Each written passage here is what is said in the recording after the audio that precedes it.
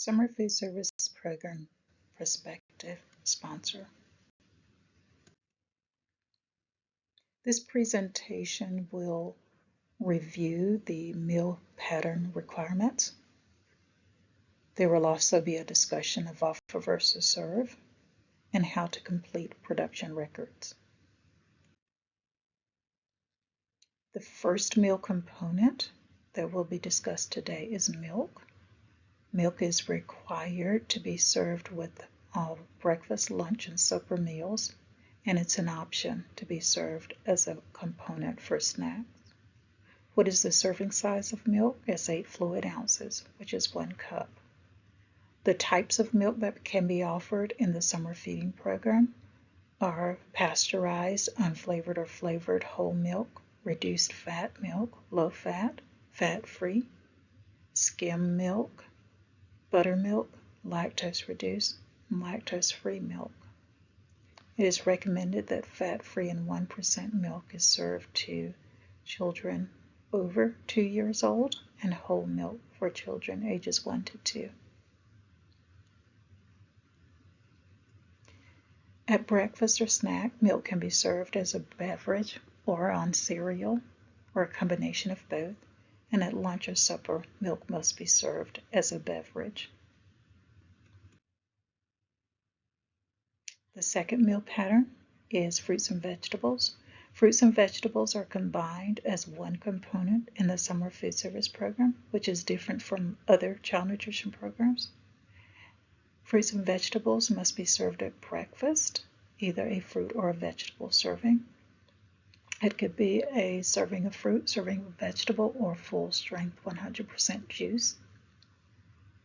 For lunch or supper, you must serve 2 or more kinds of vegetables and or fruit, and up to half of the fruit-vegetable requirement may be met with full-strength juice. The serving size of fruit-vegetable for breakfast is a half cup. The serving size for lunch and supper is 3/4 of a cup between the 2 food items. And the portion size for fruit-vegetable under the snack meal pattern is 3/4 of a cup. Fruit-vegetable variety. Serving 2 forms of the same fruit or vegetable in the same meal, for example, an orange and orange juice or apple and applesauce, is not allowable. The 2 vegetables and or fruit served at lunch and supper must be different from each other. Fruit or vegetable juice served must be full strength. For lunch and supper, full-strength 100% vegetable or fruit juice may be counted to meet no more than half of the fruit-vegetable requirement. Fruit or vegetable juice may not be used as part of a reimbursable snack if milk is the only other component served. Please note that dried fruit credits as volume served in the summer food service program. That means 1/4 cup of dried fruit is equal to 1/4 cup of fruit in terms of crediting, which is different from some of the other child nutrition programs. Information regarding crediting can be found at the USDA crediting tip sheets. It's a very helpful resource for detailed information about crediting. Grains. A serving of grain or bread must be included for any breakfast, lunch, and supper, and is an option as one of the 2 components in the snack meal pattern requirements. Grains can be breads, buns, pasta, cereal, granola, crackers, and even breading on commercially prepared items. Grains or breads must be whole grain or enriched, or made from whole grain or enriched flour or meal. Ready-to-eat cereals must be whole grain, enriched, or fortified. Crediting grains and breads can be found in the food buying guide using the grain and bread chart. Some manufacturers will have documentation on commercially prepared products. You may also get grain and bread crediting from CN labels and product formulation statements. Grain-based desserts have limited credibility. They credit as a grain bread for breakfast and snack only. Choose whole grain and whole grain products when possible to provide additional vitamins, minerals, and fiber. Meat alternate must be served with lunch and supper and can also be served as an extra item for breakfast or one of the two required components for snack. Take a look at the meat alternate crediting tip sheet for a list of common creditable meat alternates. Some food items containing meat alternates may not be listed in the food buying guide. However, they still may be creditable with proper documentation, such as a CN label or product formulation statement.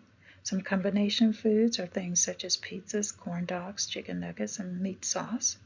Dried meat, poultry, and seafood, luncheon meat that's not listed in the food buying guide, and turkey, bacon, sausage is also not listed in the food buying guide. So you will have to do some additional research to see how those items, if those items can be credited in the summer feeding program.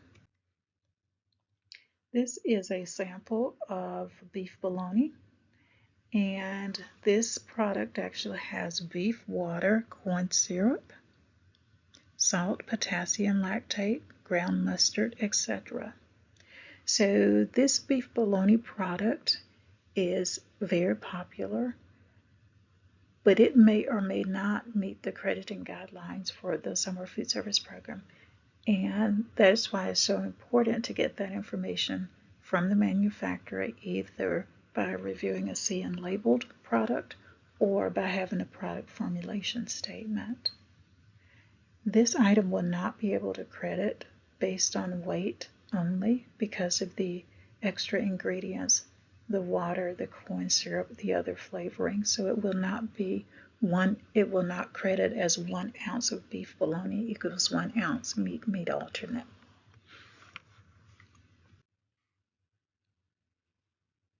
So the breakfast meal pattern. Only 3 food components are required for a reimbursable meal in breakfast. Those components are a serving of grain bread, a serving of fruit, vegetable, and a serving of milk. If using offer versus serve, you must offer 4 different food items.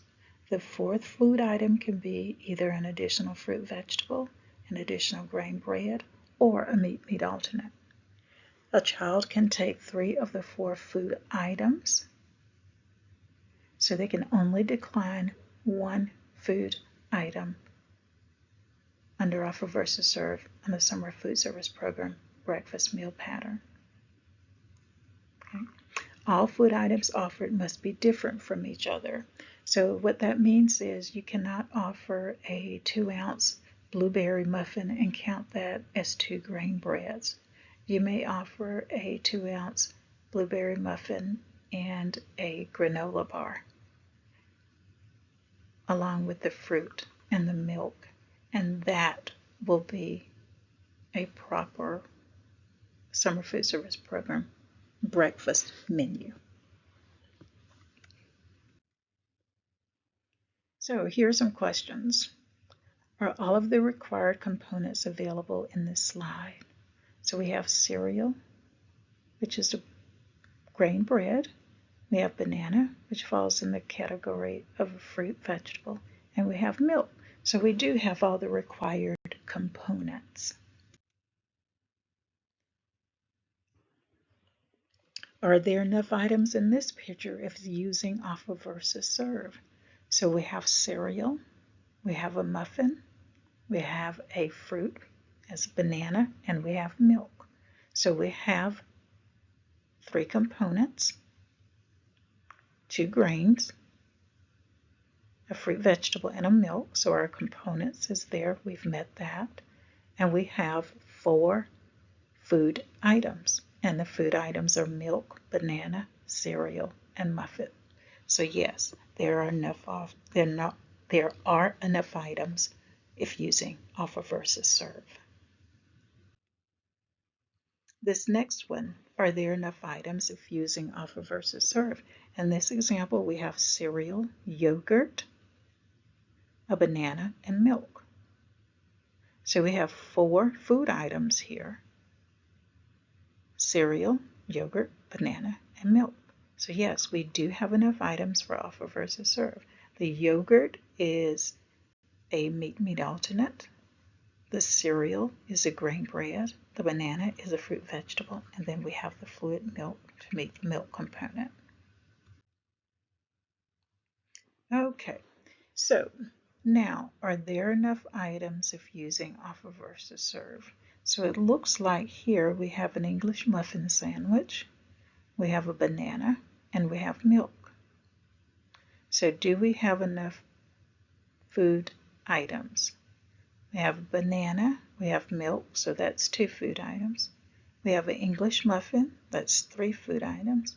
And we have the ham, egg, and cheese as part of that sandwich. That's the 4th food item. So yes, we do have enough items in this example to implement offer versus serve. In the lunch meal pattern, there are 4 components, and those 4 components are 1 serving of meat alternate, which has to be at least 2 ounces, 1 serving of grain breads, 2 different sources of fruit vegetable, which totals 3/4 of a cup, and 1 serving of milk. If using offer versus serve, a child must take at least 3 of the 4 food components rather than items. So in this example, there are 4 components, and one of those components you must offer 2 different items, which means that you will have 2 different food items. There will be 5 food items offered for lunch, 4 meal components, and in order for offer versus serve to be initiated or implemented, the child must take at least 3 of the 4 components. So the first menu has pizza, an apple, fruit cup, and milk, are all of the components available in that example. So we have the component of a grain bread on the pizza crust. We have the component of a meat alternate based on the cheese and looks like mixed meat sprinkles on that slice of pizza. We have an apple, we have mixed fruit, and we have milk.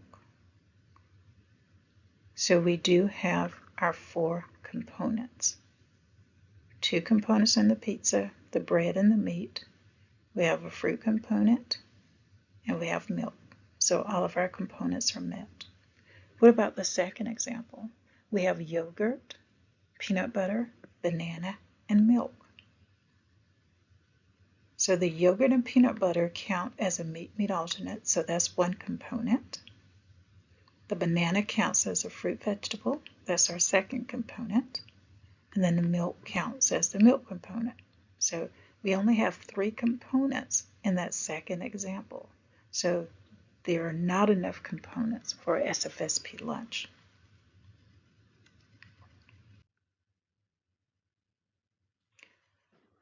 Another example, are all required components available? In the first example on top, we have what looks like a cheeseburger, a salad, and milk. So on the cheeseburger, we have the bread component, the meat alternate, we have a fruit vegetable component, and we have milk. All of the required components are there, but the number of food items is not in that example. So that's kind of a tricky one as well. We do have all of the components, okay? And it will become clearer as we look at the 2nd menu offering.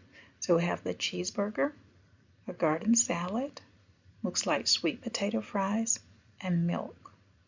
So we have the grain bread for the hamburger bun, the meat alternate for the hamburger patty and cheese.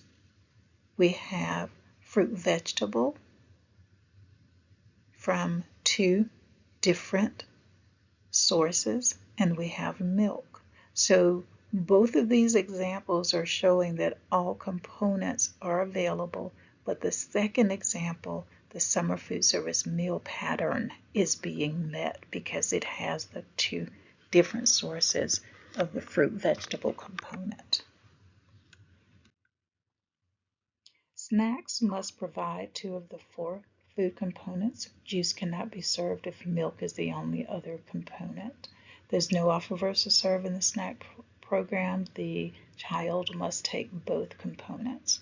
And in the snack program, you can offer 1 serving of meat alternate, 1 serving of bread, 1 serving of fruit vegetable, which is 3/4 of a cup total, and 1 serving of milk. So any 2 components out of those 4. And if juice can't be served, if milk is the only other component being served. So are all snack components available? In the first example, we have a fresh apple and we have milk. So there are 2 components, the fruit vegetable component and milk. Wonderful. The second example, we have a fruit cup and juice.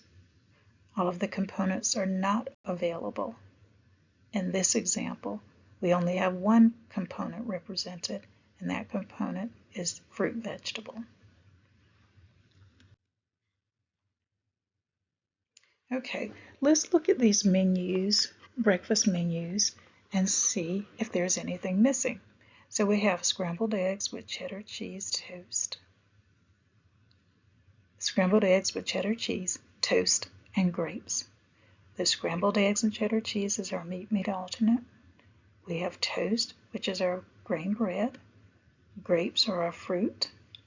And we're missing milk. On Tuesday, we have Cheerios, buttered toast, orange wedges, and milk. Are we missing anything?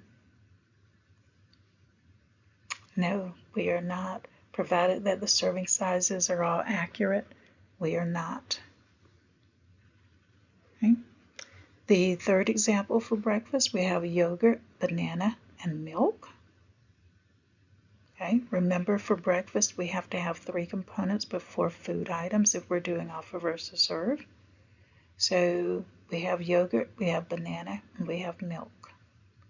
Since we're doing offer versus serve, we have a meat alternate, we have a fruit vegetable, we have milk, but we do not have a grain. So that's what's missing on Wednesday's menu. On Thursday, we have a breakfast sandwich with eggs and cheese, apple chunks, and milk.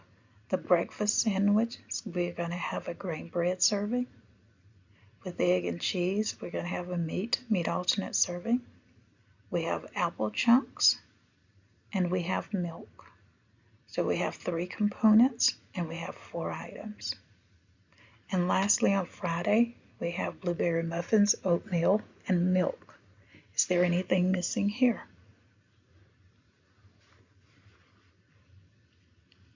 So we have blueberry muffin and oatmeal. That's our grain bread component.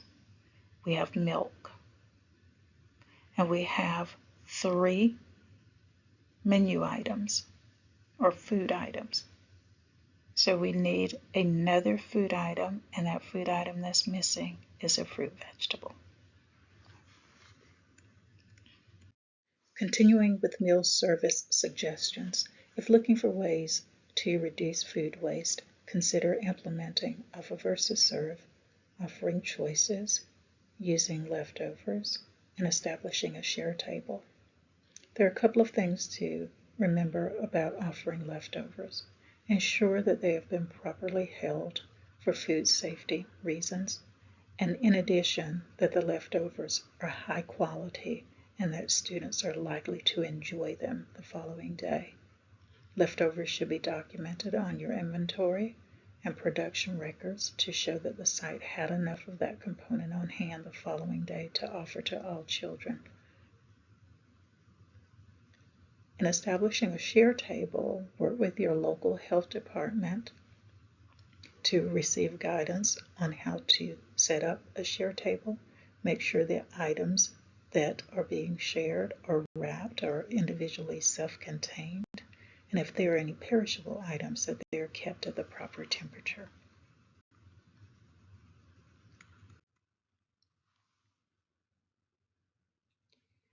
Special dietary needs.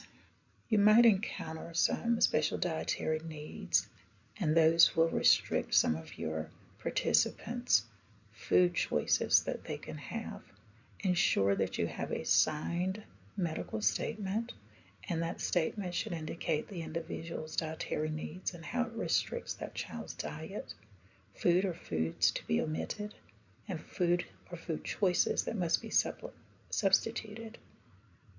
In many instances, a medical statement might not be necessary if you're offering choices, and that might be difficult for many summer feeding sponsors.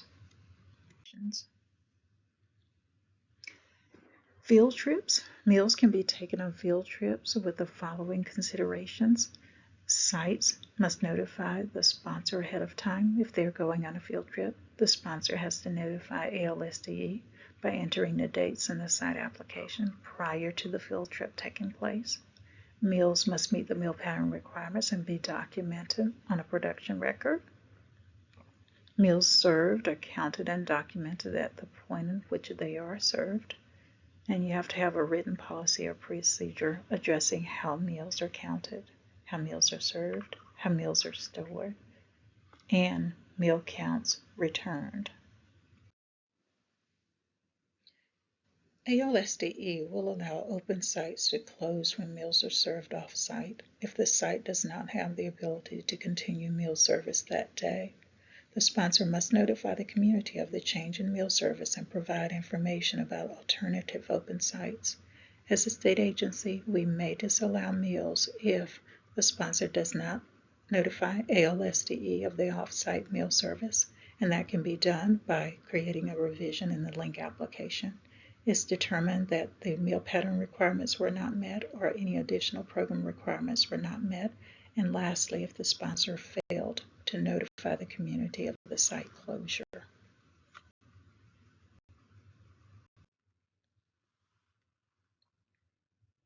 Menu planning resources. Sponsors are required to send 2 weeks of menus during the application process. On this slide, you will see several resources to help create menus, as well as some additional resources for standardized recipes.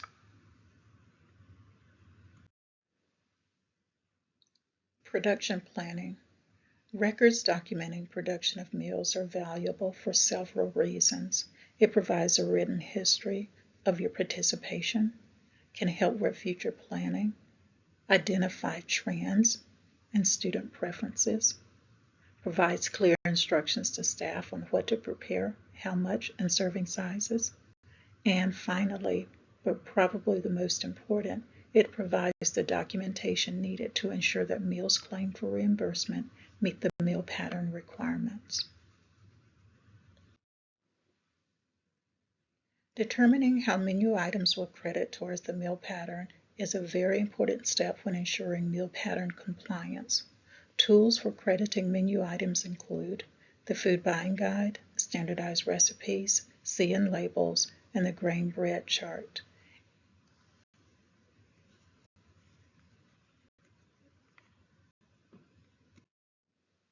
The Food Buying Guide is a main tool to determine the amount of food to prepare for menu items with a standard of identity. Not all menu items will appear on the Food Buying Guide. On this slide, you will see a shopping list that's been generated for a summer feeding sponsor. The Food Buying Guide will allow you to create a shopping list based on the items entered into the calculator. Production planning, standardized recipes. Having standardized recipes makes it easy to plan menus and production. Standardized recipes consist of all ingredients and measures, instructions, and the number of portions or the yield of the recipe.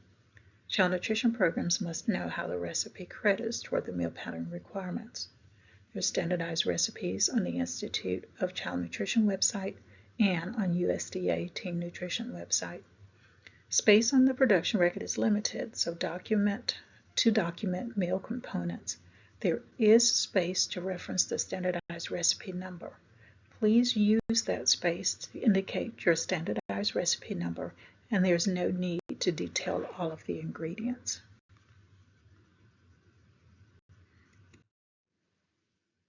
Production planning, child nutrition labels. Product manufacturers can voluntarily have their pre-prepared combination foods evaluated to determine how it credits toward the meal pattern. These are called child nutrition labels or CN labels. There are a couple of examples indicated on this slide. Some of the combination items that might have CN labels are things such as breaded chicken nuggets, chicken patties, tenders, popcorn chicken, breaded fish sticks, etc. Production planning product formulation statement. If the product does not have a CN label, it might have a product formulation statement or PFS. The PFS must be on company letterhead to include the product name, the product code number, the serving or portion size, creditable ingredients and contribution to the meal pattern requirements, signature of a company representative, and a date. If you want to find out more information about the manufacturer's documentation for CN labels or PFS, there is USDA guidance, and the link is listed on this slide.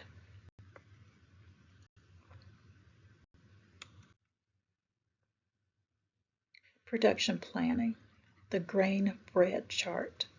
Find out how much to serve for different types of grains by using the grain bread chart. Remember, grains must be made with whole grain or enriched meal or flour, and cereal must be whole grain, enriched, or fortified.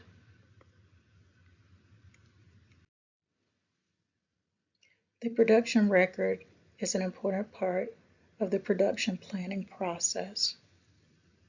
The next slides will cover completing the production record. It is Form SFSP M9. Enter the name of the sponsor, the name of the site, and the production kitchen in the upper right-hand corner of the production record. If you have menu cycle numbers, enter that as well. And finally, the date the meal is served. This next section of the production record will record the number of meals planned. Enter the number of meals planned or ordered by category. The number of meals planned or ordered for children, the number of meals planned or ordered for program adults, and for non-program adults if applicable. You will total the planned or ordered meals in the proper box and select the type of meal being served, breakfast, lunch, supper, or snack. You need to have a production record or a production document for each meal type that you're offering. The next part of the production record is recording the menu items, and it is highlighted here in the red box. The meal components will be listed: milk, meat alternate, fruit, vegetable, and grain. You would record the menu item in the correct category. Once the menu item is recorded, you will enter the USDA recipe number, if using USDA recipe, or local recipe number. You will put that here. The next part of the production record is the food used to meet requirements section. So we menued milk in this example, and under meat alternate, we've menued yogurt. So those are the two foods used to meet the requirements.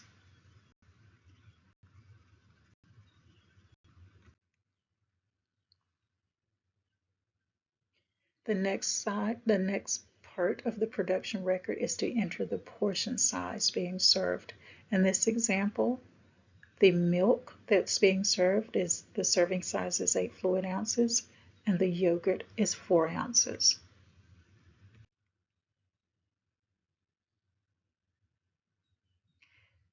This portion of the production record will actually indicate the number of portions that are being planned, the number prepared, and an indication of the minimum quantity or the yield of the food item that's being planned. So you would enter the number of portions planned to prepare. In this example, we are planning to prepare 100 servings of milk and 100 servings of yogurt. The minimum quantity of food to prepare to yield the number of portions planned would be the same in this example.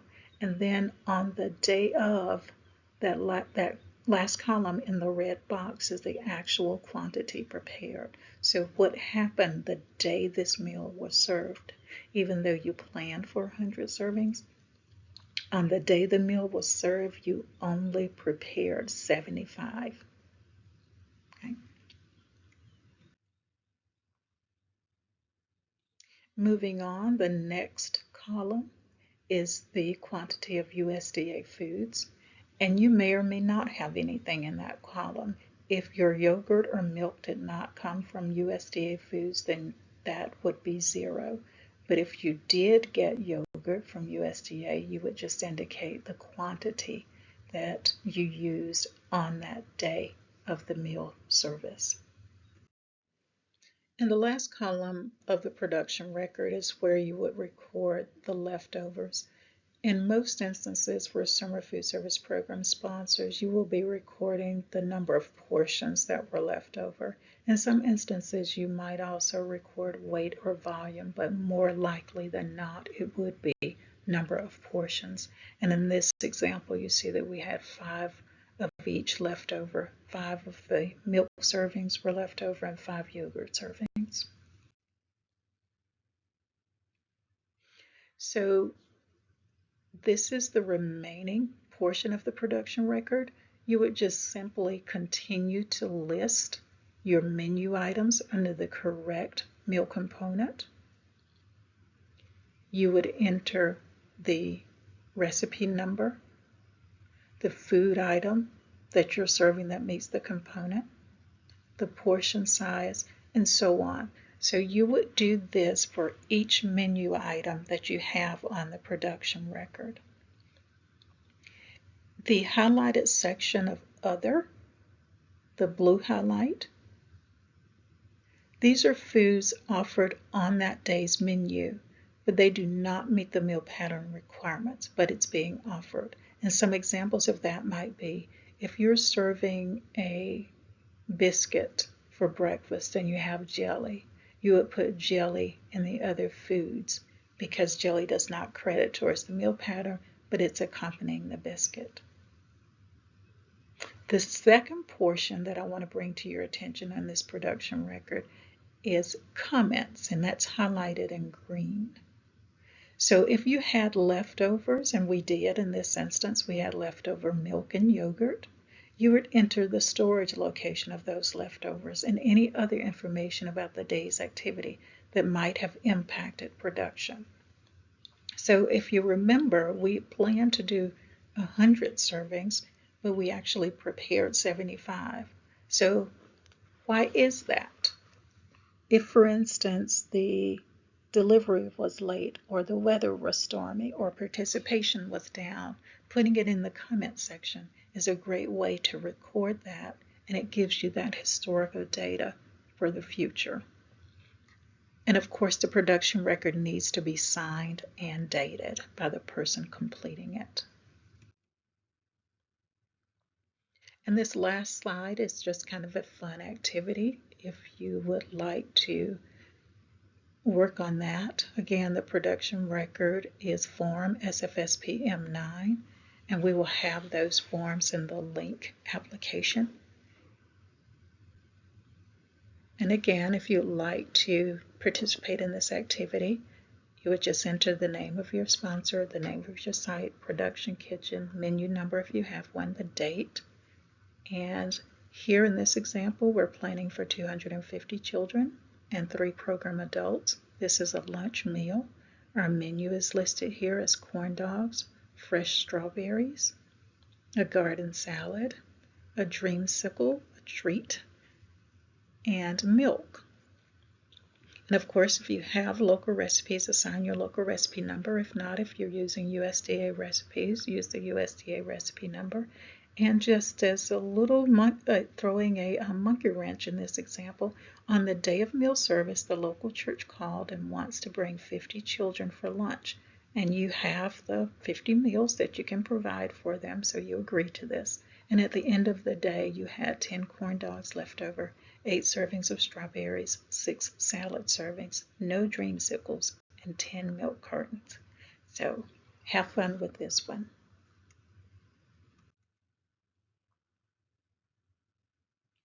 And if you have any questions for us, of course, you can always reach us at sun@alsde.edu or call 334-694-4660.